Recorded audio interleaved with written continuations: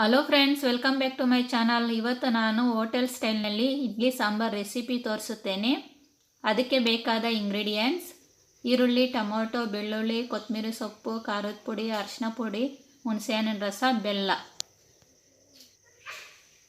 1 ಕಪ್ನಷ್ಟು ಬೇಳೆ ಬೇಯಿಸಿ ಇಟ್ಕೊಂಡಿದ್ದೀನಿ. Salt, idli sambar powder. ಒಗ್ಗರಣೆಗೆ ಕರಿಬೇವು, ಸಾಸಿವೆ, ಒಣಗಿರೋ ಮೆಣಸಿನ್ಕಾಯಿ, ಆಯಿಲ್. ಸ್ಟವ್ ಮೇಲೆ ಪ್ಯಾನ್ ಇಟ್ಕೊಂಡು ಪ್ಯಾನ್ನಲ್ಲಿ ಆಯಿಲ್ ಹಾಕಿ ಆಯಿಲ್ ಬಿಸಿ ಆದಮೇಲೆ ಸಾಸಿವೆ, ಒಣಗಿರೋ ಮೆಣಸಿನ್ಕಾಯಿ, ಕರಿಬೇವು, ಇವಾಗ ಆನಿಯನ್ನು,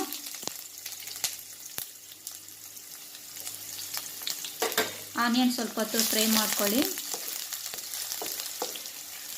ನಂತರ ಬೆಳ್ಳುಳ್ಳಿ, ಟೊಮೆಟೊ,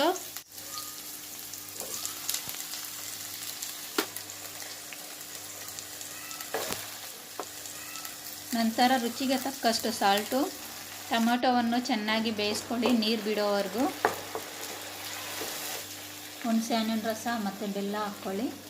ಬೆಲ್ಲ ಹಾಕೋದ್ರಿಂದ ಸಾಂಬಾರು ತುಂಬ ಟೇಸ್ಟಾಗಿ ಬರುತ್ತದೆ. ಹುಣಸೆಹಣ್ಣಿನ ರಸ ಸ್ವಲ್ಪ ಫ್ರೈ ಮಾಡಿಕೊಂಡು ಬೆಲ್ಲ ಸ್ವಲ್ಪ ಕರಿದ ಮೇಲೆ ಖಾರದ ಪುಡಿ ಮತ್ತು ಅರಿಶಿನ ಹಾಕ್ಕೊಳ್ಳಿ. ಬೇಯಿಸಿ ಇಟ್ಕೊಂಡಿರುವ ಬೇಳೆಯನ್ನು ಸೇರಿಸಿ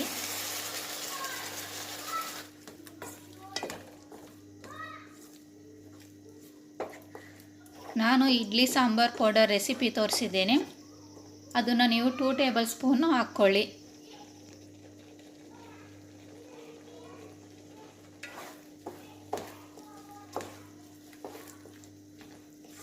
ಟೂ ಗ್ಲಾಸ್ ಆಫ್ ವಾಟರ್ ಹಾಕಿ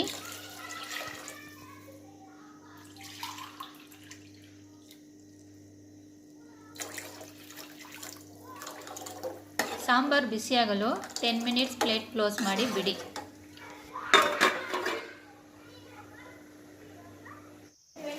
ನೋಡಿ, ಇವಾಗ ಸಾಂಬಾರು ಕುದಿಯುತ್ತಿದೆ. ಇವಾಗ ಕೊತ್ತಂಬರಿ ಸೊಪ್ಪನ್ನು ಆ್ಯಡ್ ಮಾಡಿ. ಹೋಟೆಲ್ನಲ್ಲಿ ಕೊಡುವ ಸಾಂಬಾರು ರೀತಿ ಸ್ಮೆಲ್ ಬರುತ್ತಿದೆ.